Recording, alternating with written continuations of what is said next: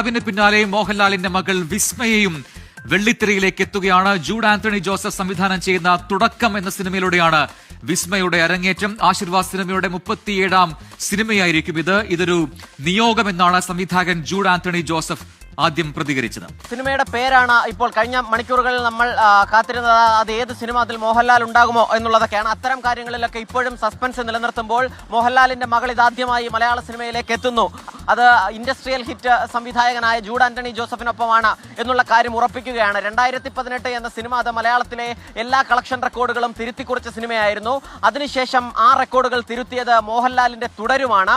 ഇപ്പോൾ തുടരുമിന് ശേഷം 2018 ശേഷം എത്തുന്ന സിനിമയുടെ പേരിൽ പോലുമുണ്ട് കൗതുകം. തുടക്കം എന്നുള്ളതാണ് സിനിമയുടെ പേര്. മോഹൻലാൽ തുടരും എന്ന പ്രഖ്യാപനം കൂടിയായിരുന്നു തുടരുമെന്ന സിനിമയെങ്കിൽ മോഹൻലാലിന്റെ മകൾ കൂടി സിനിമയിലേക്ക് എത്തുന്നു. വിസ്മയ മോഹൻലാലിന്റെ ആദ്യ സിനിമയുടെ പേര് തുടക്കം എന്ന് ഇപ്പോൾ അല്പസമയം മുൻപ് മോഹൻലാൽ തന്നെ ഫേസ്ബുക്ക് പേജിലൂടെ അറിയിച്ചിരിക്കുകയാണ്.